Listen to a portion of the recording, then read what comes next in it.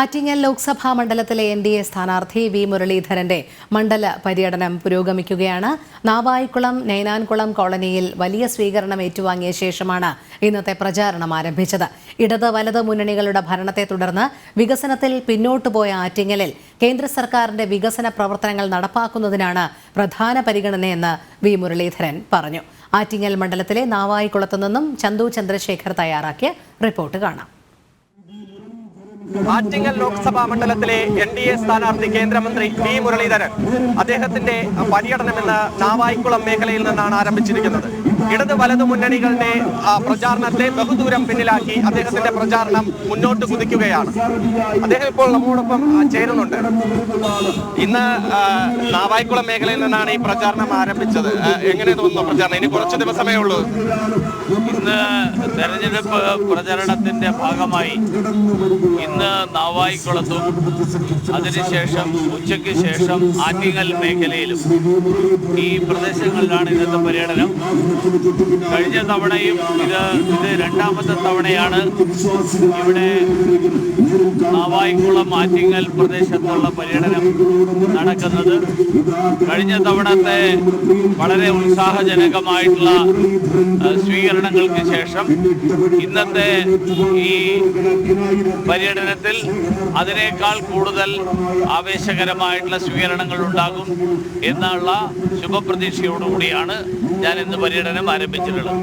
ഈ ആറ്റിങ്ങൽ മണ്ഡലത്തെ സംബന്ധിച്ചിടത്തോളം വിവിധ മേഖലകൾ, അതായത് കാർഷിക മേഖലയുണ്ട്, കയർ മേഖലയുണ്ട്, IT ഉണ്ട്. ഇപ്പോൾ നൈനാൻകുളം കോളനിയിലൊക്കെ സന്ദർശിച്ചിരുന്നു. ഈ ആറ്റിങ്ങൽ മേഖലയിൽ ഇതിനകം തന്നെ മുക്കിലും മൂലയിലും ഒക്കെ പ്രചാരണത്തിന്റെ ഭാഗമായി എത്തിയിട്ടുണ്ട്. ആറ്റിങ്ങൽ മേഖല, ആറ്റിങ്ങൽ മണ്ഡലം അർഹിക്കുന്ന ഒരു വികസനം ഈ മണ്ഡലത്തിൽ എത്തിയിട്ടുണ്ട് എന്ന് ഒരു തോന്നലുണ്ടായി. ആറ്റിങ്ങൽ ലോക്സഭാ മണ്ഡലത്തെ സംബന്ധിച്ചിടത്തോളം ഏറെ സാധ്യതകളുള്ള ഒരു പ്രദേശമാണ്.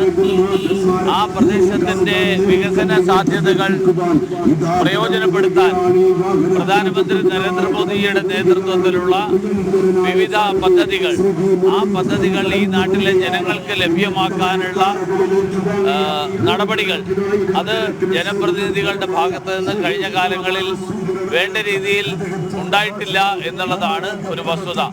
അത് ഉണ്ടാകാൻ വേണ്ടിയിട്ടുള്ള പരിശ്രമമായിരിക്കും ദേശീയ ജനാധിപത്യ സഖ്യം നടത്തുന്നത്. ഈ CPM-ന്റെ പ്രധാന താര പ്രചാരകൻ ഇത്തവണ മുഖ്യമന്ത്രിയാണ്. മുഖ്യമന്ത്രി മാത്രമാണ് അവരുടെ ഒരു താര പ്രചാരക പരിവേഷത്തിൽ പ്രചാരണം നടത്തുന്നത്. പക്ഷേ ഈ പ്രചാരണ പരിപാടികളിലൊന്നും സംസ്ഥാന സർക്കാരിന്റെ ജനവിരുദ്ധ നയങ്ങളെക്കുറിച്ച് മുഖ്യമന്ത്രി പ്രതിപാദിക്കുന്നില്ല. ഈ ക്ഷേമ പെൻഷൻ വിതരണം നിലച്ചതായിരുന്നാലും, സാമ്പത്തിക പ്രതിസന്ധി ആയിരുന്നാലും, സബ്സിഡി കുറിച്ച് ഈ സപ്ലൈകോയുടെ പ്രതിസന്ധി ആയിരുന്നാലും ഒന്നും അദ്ദേഹം പറയുന്നില്ല. അദ്ദേഹം പ്രധാനമായും CAA വിഷയം മുസ്ലിങ്ങളുടെ ഇടയിൽ ഒരു ഭിന്നിപ്പുണ്ടാക്കുക, അവരിൽ ഒരു ഭീതി ഉണ്ടാക്കുക, ആ തരത്തിലുള്ള പ്രചരണമാണ് പ്രധാനമായും മുന്നോട്ട് പോകുന്നത്. അതിനെ എങ്ങനെ നോക്കിക്കാണും?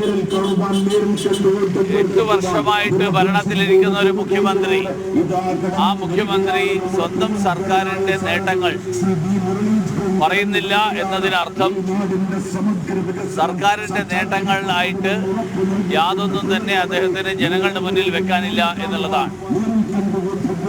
അതുകൊണ്ടാണ് അദ്ദേഹം ഈ നാട്ടിൽ ജനങ്ങളുടെ ഇടയിൽ വിഭാഗീയത സൃഷ്ടിക്കുന്ന, മതസ്പർദ്ധ ഉണ്ടാക്കുന്ന വിഷയങ്ങൾ, ആ വിഷയങ്ങൾ ഏറ്റെടുക്കാൻ തീരുമാനിച്ചിട്ടുള്ളത്. ഇത് CPM-ന്റെ രാഷ്ട്രീയ പാപ്പരത്വം മാത്രമായിട്ടേ കാണാൻ സാധിക്കും.